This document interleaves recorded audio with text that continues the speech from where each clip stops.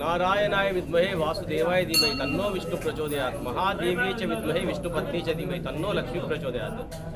సాధారణంగా ఉత్తర ద్వారం నుంచి ఆ యొక్క విష్ణుమూర్తిని దర్శనం చేసుకోవడం అనేది అది గొప్ప సాంప్రదాయం. అందులోకి వైకుంఠ ఏకాదశి ఇవాళ చాలామంది యాక్చువల్గా వస్తూ ఉంటారు, పోతూ ఉంటారు. మరి పరంపర కొనసాగుతున్నది, కానీ అందులో ఉన్న పరమార్థం చాలామందికి తెలియకపోవచ్చు. బహుశా ఇవాళ రోజు అంటే చాతుర్మాసాలు, ఈ 4 నెలలు విష్ణుమూర్తి యోగ నిద్రలో ఉంటాడు. ఆ యోగ నిద్ర ఇవాళతోటి సమాప్తం అయిపోతుంది.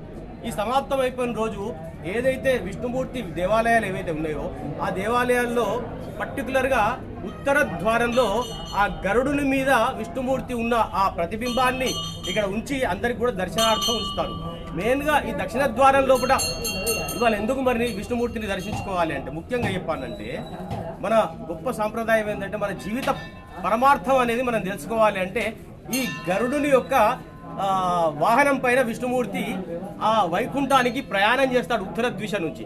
సో ఈ టైంలో పర్టికులర్గా చెప్పానంటే విష్ణుమూర్తి ఆ గరుడుని మీద కూర్చున్నాడు కదా, కూర్చున్న తర్వాత వైకుంఠానికి యాత్ర చేస్తున్నప్పుడు అప్పుడు గరుడు అడుగుతాడు, నేను గరుడ పక్షిలాగా ఒక విహంగ యాత్ర అంటే ఈ ప్రపంచాన్ని మొత్తం కూడా ఈ ఆకాశ వీధిలో నేను ప్రయాణం చేసుకుంటూ మనిషి యొక్క జీవన విధానము, అలాగే ప్రతి ఒక్క జీవుల యొక్క జీవన విధానాన్ని నేను గ్రహించాను. అందులో సుఖాలు ఉన్నాయి, దుఃఖాలు ఉన్నాయి, పాపాలు ఉన్నాయి, కష్టాలు ఉన్నాయి. మరి వీటన్నిటికి కూడా పరిహారం ఏమైనా ఉన్నదా అని విష్ణుమూర్తిని ఒక్కొక్కటి గరుడు విష్ణుమూర్తికి ఒక్కొక్క ప్రశ్న అడుగుతుంటాడు. సో ఆ ప్రశ్నకు జవాబు రూపంలో మనకు పరమార్థాన్ని అందించిన ఆ విష్ణుమూర్తి మరి గరుడ వాహనం పైన ఇవాళ ప్రయాణం చేస్తాడు.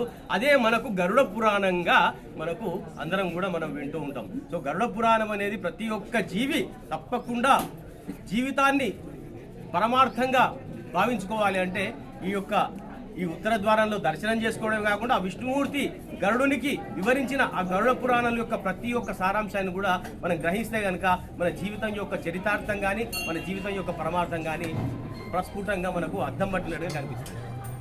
సో ఈరోజు మన ఉత్తర ద్వారం నుంచి మన లక్ష్మీనారాయణ స్వామి దేవాలయంలో భక్తజన సంతోషం ఏ రకంగా వచ్చి దర్శనం చేసుకుంటున్నారు.